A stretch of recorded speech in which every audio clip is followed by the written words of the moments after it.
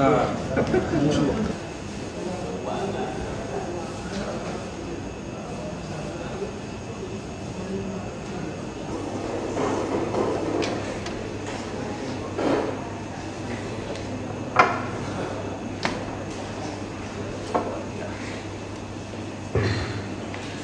Selamat siang, Assalamualaikum warahmatullahi wabarakatuh.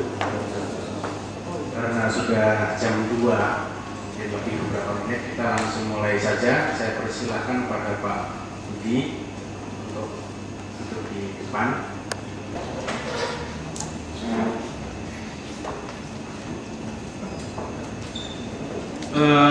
Galeri nasional ini ke depan, kira-kira nanti sebaiknya harus seperti apa? Kita perlu masukan-masukan dari bapak-bapak sekalian, berbagai macam ide yang menyangkut galeri nasional kita ini. Mungkin satu kali pertemuan tidak cukup, tentu saja. Tapi terserah nanti bagaimana kesempatan bapak-bapak dan ibu-ibu. Nanti kita akan kasih waktu yang cukup banyak untuk hadirin untuk menyampaikan pikiran dan ide-idenya.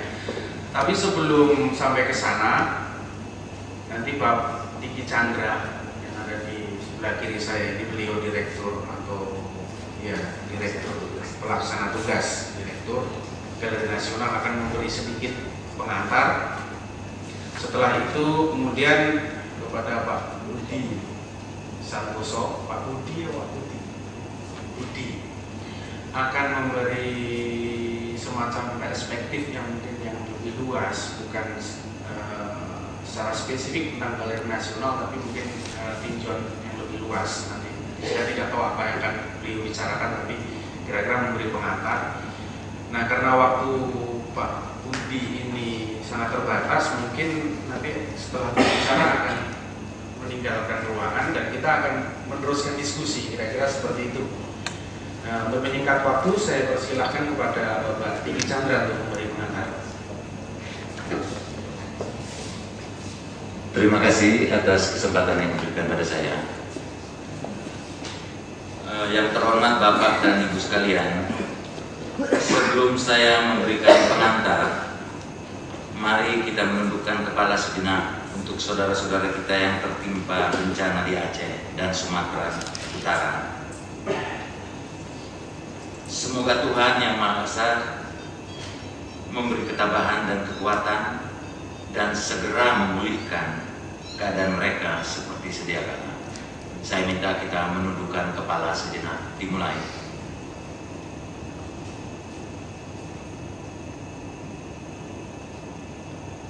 Selesai. Terima kasih.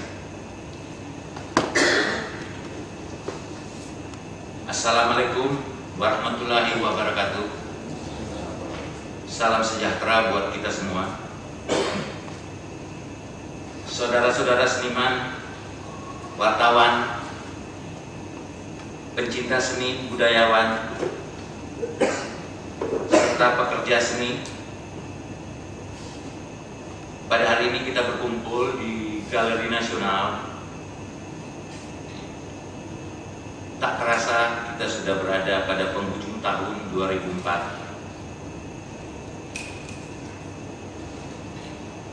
Beberapa hari lagi kita akan meninggalkan tahun ini dengan semangat refleksi setahun. Telah banyak yang kita belum dan sudah perbuat.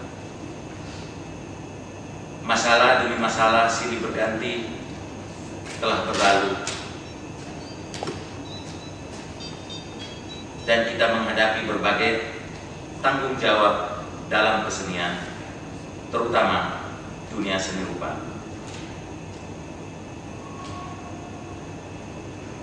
Berangkat dari keinginan bersama untuk menjaring masukan dan ajang komunikasi serta informasi dalam upaya meningkatkan Galeri Nasional Indonesia di masa mendatang, maka dengan ini muncul inisiatif kita untuk menyelenggarakan dialog seni rupa akhir tahun dengan tema menjadikan Galeri Nasional Indonesia sebagai pusat perkembangan seni rupa Indonesia yang Anda hadir pada hari ini. Acara yang kita selenggarakan bersama ini mudah-mudahan memberi manfaat yang besar secara umum. Kebudayaan akan tumbuh berkembang secara sehat serta memiliki visi dan identitas yang jelas dengan secara sadar kalau kita bersama memikulnya sebagai tanggung jawab. Tak hanya institusi Galeri Nasional, namun sumbangsi dari saudara-saudara sekalian dalam dunia seni secara plural untuk turun untuk ikut urung rembuk memikirkannya. Sebagai sebuah fenomena globalisasi rendahnya yang kita alami, sebagai sebuah keniscayaan yang memaksa kita untuk memposisikan diri kita dalam era tersebut, di mana sejatinya keberadaan kita. Karena tugas tersebut itulah maka peran Galeri Nasional sebagai salah satu lembaga kesenian memiliki tugas pentingnya sendiri untuk memajukan kesenian sebagai bagian dari kebudayaan nasional. Galeri Nasional Indonesia yang merupakan milik kita bersama, seyogianya dialog yang terbangun hari ini merupakan fundamental yang kokoh dan ditunjang oleh masyarakat seni rupa. Kepada Bapak Profesor Dr. Budi Santoso, terima kasih kesediaannya hadir pada hari ini. Kiranya wawasan yang Bapak berikan kepada kami dapat membantu terciptanya dialog yang positif dalam membangun Galeri Nasional Indonesia ke depan. Sekian, terima kasih. Wassalamualaikum warahmatullahi wabarakatuh. Terima kasih Pak Diki Chan. Dapatkan, tapi tentu saja tidak ada kaitannya dengan partai-partai. Mungkin dalam perspektif yang lebih luas, mungkin perspektif kebudayaan atau suatu pemikiran tertentu yang nanti mungkin kita bisa hubungkan secara langsung maupun tidak langsung dengan pembicaraan kita mengenai Galeri Nasional. Saya persilakan kepada Pak Budi.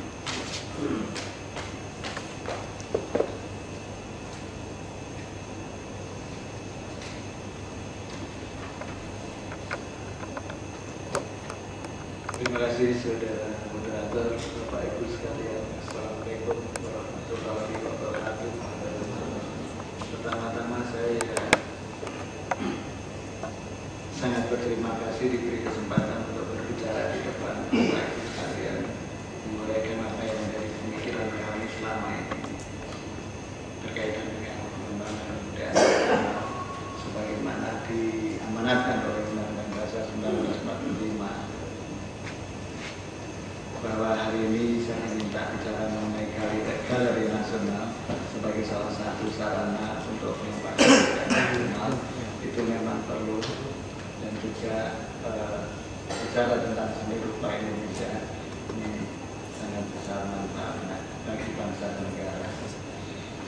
Hadirin yang saya hormati, saya akan uraikan atau bacakan apa yang saya siapkan dan memberikan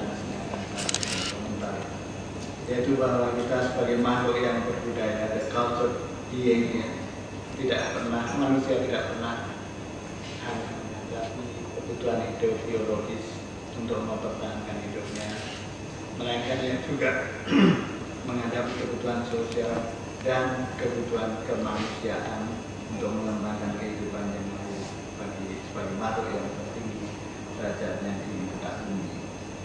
Jadi manusia itu dihadapkan pada 3 macam jenis kebutuhan, yaitu kebutuhan biologis untuk mempertahankan hidupnya. Tapi untuk mempertahankan hidupnya itu manusia harus mengembangkan kerjasama, oleh karena ada kerjasama itu untuk memperingan pekerjaan dan meningkatkan produktivitasnya.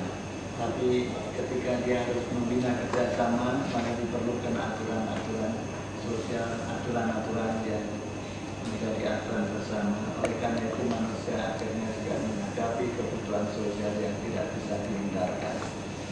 Tapi satu hal yang seringkali dilupakan oleh bangsa dan negara dimanapun adalah kebudayaan atau kesenian, khususnya kesenian. walaupun kita ini sejak bangun tidur sampai kembali ke tempat kelahiran kita, sebenarnya kita itu tidak bebas daripada rasa keindahan, yaitu bahwa apapun yang kita lakukan, bahkan dalam berkata, berbicara di depan umum maupun antar suami istri pun kita pilih kata-kata yang terbaik. Jangan sampai ada atau kata-kata yang terbaik sehingga kita bisa berkomunikasi dengan intensif dan lancar, akan tetapi tidak kurang indahnya dan harus kita apresiasi. Nah, untuk inilah maka sebenarnya kebutuhan sosial itu dikembangkan juga oleh manusia. Tapi kebutuhan lain yang tadi saya katakan tidak pernah atau kurang dalam perhatian adalah kebutuhan kemanusiaan. Sebagai makhluk yang tinggi derajatnya, manusia itu dihadapkan pada kebutuhan apa yang disebut kebutuhan kemanusiaan. Bahasa Inggrisnya adalah integrative needs. Integrative needs itu setiap manusia menambahkan kasih sayang, persahabatan, kehangatan, dan juga kepercayaan terhadap sesuatu yang gaib. Tapi di samping itu, yang tidak kalah pentingnya adalah kebutuhan akan keindahan.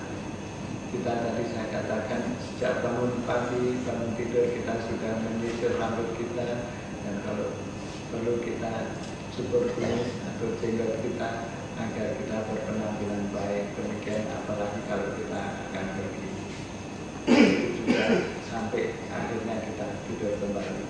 Akan tetapi ekspresi, ungkapan dan pernyataan keindahan itu bisa beda-beda perwujudannya, dan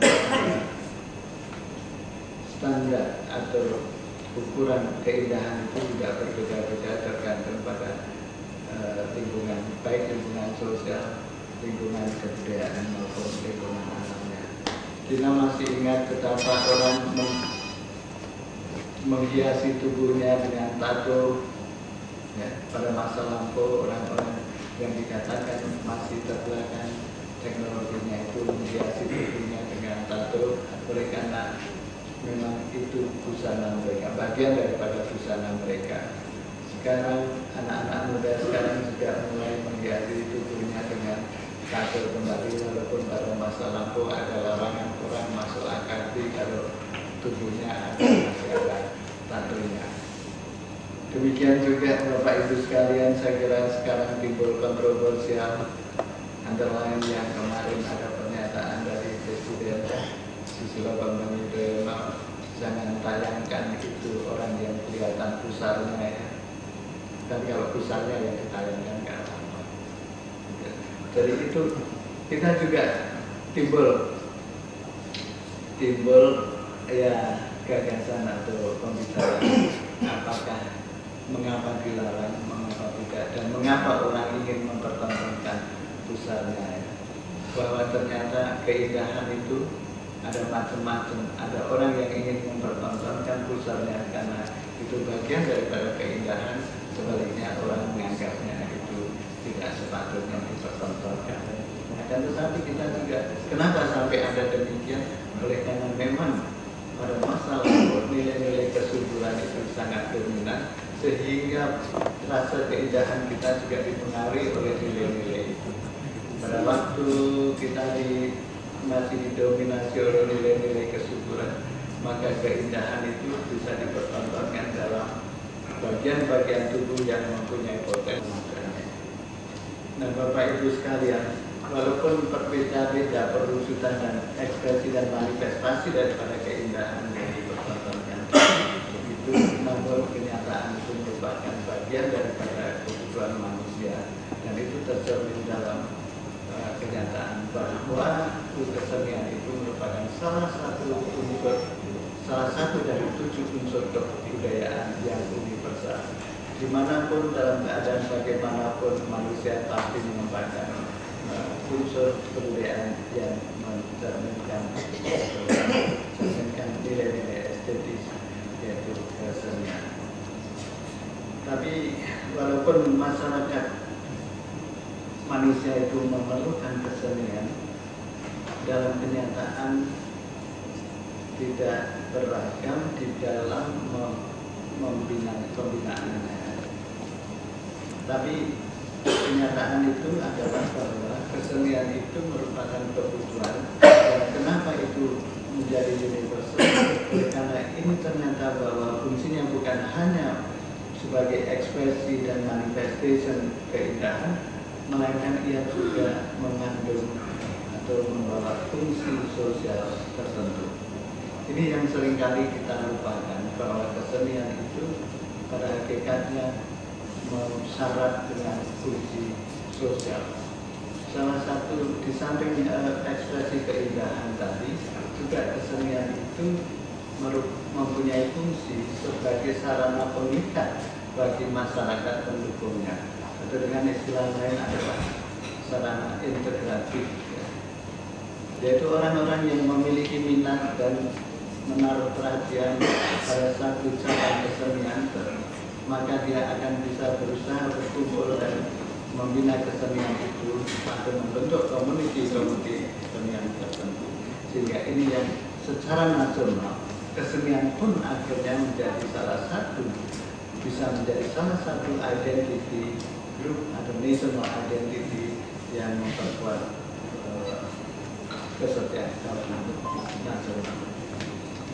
Oleh karena itu pula maka tidak jarang bahwa di antara kita bangsa-bangsa di dunia ini saling menukar misi kesenian untuk mempertunjukkan kebolehan masing-masing. Di samping itu Bapak Ibu sekalian, kesenian juga merupakan sarana pendidikan. Pendidikan yang sangat efektif oleh karena dia bisa menyampaikan, bisa membawa pesan-pesan secara terselubung tapi juga secara indah. Sehingga ini bisa digunakan untuk menanamkan dan menumbuhkan nilai-nilai budaya tertentu. Seperti tadi saya katakan bahwa nilai-nilai kesuburan itu seringkali terekspresikan di dalam bentuk-bentuk kesenian yang di dalam seni rupa kita bisa nikmati antara lain atau Moster yang ya, Dewi Kesuburan dari Prancis dulu, itu bentuknya itu Dewi Kesuburan itu tidak seindah Dewi Sandra, artinya perutnya besar, pahanya besar, juga payudaranya besar, segalanya serba besar. Kalau orang Jawa bilang kaya wewe atau gendruwo gitu. Jadi penilaiannya bisa berbeda.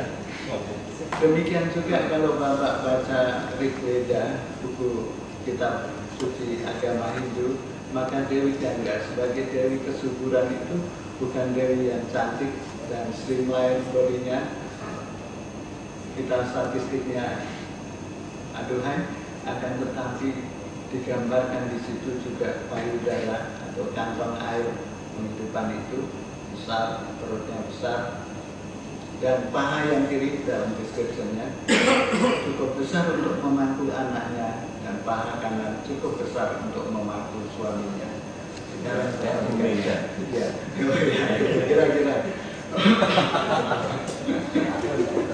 Ya, jadi di situ apa yang dikatakan Dewi dulu itu lain dengan Dewi, karena nilai-nilai kesuburan berbeda dengan nilai-nilai budaya sekarang yang lebih banyak mengagumkan apa? Vital statistik itu selaras, selasi dan seimbang ya. Oleh karena itu Bapak Ibu sekalian, kita bisa lihat pakaian orang India itu serba mini tapi juga serba maxi. Sarinya dibulet-bulet sampai berapa meter ya sari itu ya. Tapi bajunya kurang, perutnya kelihatan, kudelnya juga ya. Karena itu mempertontonkan kesuburannya itu ialah bahwa perempuan yang subur bisa beranak banyak itu adalah perutnya itu berlekuk-lekuk, berlipat-lipat ya. Jadi tidak kenceng. Kalau sekarang banyak orang jeneng kaya jadi bisa malah cari supaya streamline. Tapi dulu itu yang indah, yang subur.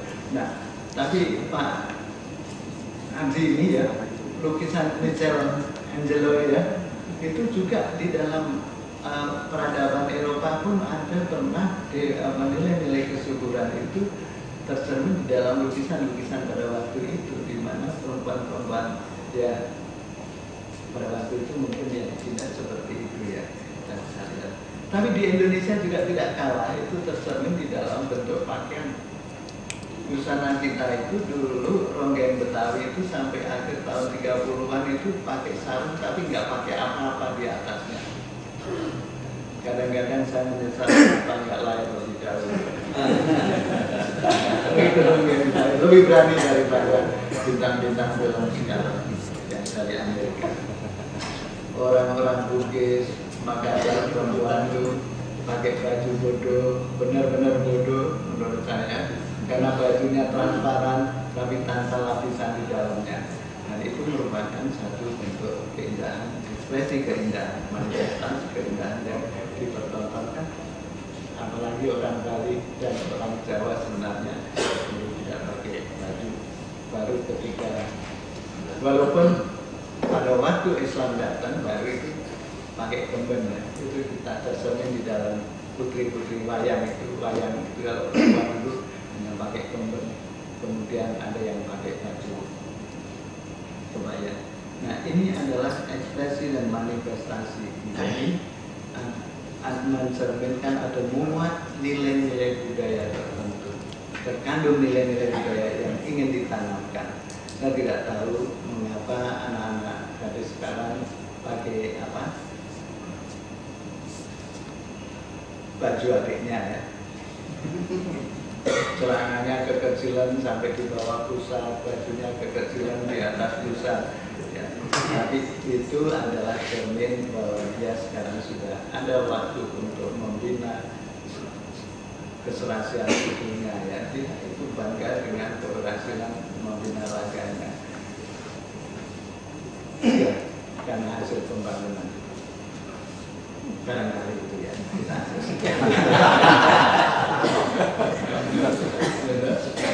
Dulu kita masih zaman revolusi angkatan saya kan, dulu angkat besi angkatin supaya spirnya kelihatan, baru meringkel sidik beli kaos dijahit supaya kelihatan lengannya kekencengan ya. Kalau sekarang lebih ekstrim lagi, anak muda sekarang dia gunting lagi, dia beli alat baik-baik, dia gunting lengannya supaya kelihatan bahwa dia ada bodinya politika. Nah ini ada pendidikan untuk menanamkan yang ketiga adalah bahwa tanpa kita sadari kesenian itu juga menanamkan kepercayaan diri. Kita lihat aja, kalau seniman kan pakai pakaian kayak apa?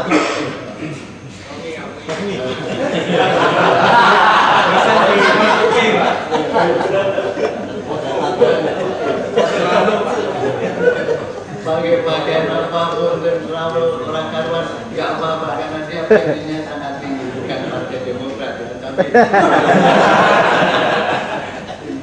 itu percaya diri. Kalau kita tidak punya kemampuan seni, maka kita tidak berani tampil ke depan panggung seenaknya seperti seniman-seniman itu ya.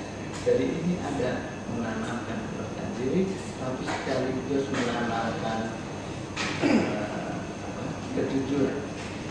Seniman yang tidak jujur, yaitu seniman yang tidak jujur, tidak akan mampu mengekspresikan pemikirannya, gagasannya keluar ya. Dan tidak akan pernah dia menjadi terkenal kalau dia tidak berani mengekspresikan apa yang ada menjadi gagasannya. Kita lihat ada novel-novel yang ditulis oleh teman-teman kita wanita ya, yang menceritakan tentang kewanitaannya itu nggak ragu-ragu lagi ya. Tapi orang-orang lain kan berusaha tutup-tutupi, padahal itu yang dicari ya. Ini yang kita juga lihat, ada kejujuran. Seniman itu harus mempunyai kejujuran kalau dia mau berhasil. Nah di samping itu juga kesenian ini menjadi pengikat dan kebanggaan kita, identiti, tapi sekaligus menjadi sarana untuk mengembangkan daya saing secara fair. Jadi Bapak Ibu seniman ini tidak perlu saling jegal-menjegal seperti dunia politik yang sekarang sedang saya alami. Persaingan yang tidak fair, tapi dalam kesenian, dengan kesenian ini kita bisa menanamkan kepribadian untuk berani bersaing secara fair. Pak Ardi ya, melukis makin baik, orang lain ada yang lebih dapat penghargaan, kita melukis yang lebih baik, tapi tidak perlu silang itu atau mencoret-coret lukisannya orang lain. Nah, karena itulah Bapak Ibu sekalian, fungsi kebudayaan kesenian ini menjadi sangat penting, dan itu tercermin dalam lagunya orang Jawa, lagu Dandang Wiro, yaitu tentang manusia sejati. Kawitnya ning wong agung puniki, yen tan bisa 10 perkara bakal nesta ing Jadi kalau kita tidak menguasai 10 perkara dalam hidup ini, maka kita akan menjadi orang yang hina. Dari 10 perkara itu, pada waktu itu masyarakat Jawa itu masih menjadi masyarakat warrior society, masyarakat perang prajurit. Ya, karena kita masih suka perang. Ya, dulu belum ada ya, ada, kalau lebih ada. Jadi dari 10 perkara yang harus dikuasai oleh manusia sejati itu, 5 diantaranya adalah cabang kesenian. Di samping adu bolo dan ulah yudo, nunggang jalan kuda ya, naik kuda itu, dan kita pandai menggunakan keris, itu adalah keterampilan prajurit. Tapi jangan lupa akhir hidup ini yaitu kembali pada sangkan para mati. Tapi 5 diantaranya lagi adalah pandai membaca, pandai menulis, pandai menari, weruh ing gending, tahu gamelan, dan bisa melantunkan lagu-lagu tembang gede maupun tembang alit ya. Itu ada pakem-pakem lagu Jawa yang harus dikuasai oleh setiap orang Jawa pada masa lampau. Jadi ada 5 kesenian. Kenapa? Ya inilah sebenarnya sarana untuk membentuk kepribadian. Ini yang kita lupakan. Di dalam pendidikan kita dewasa ini, kita melupakan pembentukan kepribadian yang kuat yang seharusnya lewat kesenian. Kalau orang tanya bagaimana membentuk kepribadian, selalu tanya apa? Agama, Pancasila, dan apalagi, tapi orang lupa cabang kesenian. Oleh karena itu sebenarnya dulu pada waktu zaman normal ya, itu kita selalu dapat pelajaran di SD itu pelajaran kesenian. Di samping menggambar, ya, ini yang sekarang akan kita bicarakan, juga kita diajari menyanyi. Ya. Itu semua adalah cabang-cabang kesenian yang sangat penting dalam pembentukan kepribadian kita supaya tidak jadi orang yang pemalu dan berani mengekspresikan pendiriannya dan berani bersaing secara fair. Sekarang tinggal Jakarta fairnya saja, karena tidak ada habisnya itu di dalam pendidikan kita. Bapak Ibu sekalian, nah inilah. Namun walaupun demikian penting kesenian itu bagi kita, kehidupan suatu masyarakat, pelestarian suatu masyarakat, nampaknya perhatian masyarakat itu sendiri seringkali sangat kurang. Kalaupun ada perhatian, seringkali sangat diskriminatif. Ya.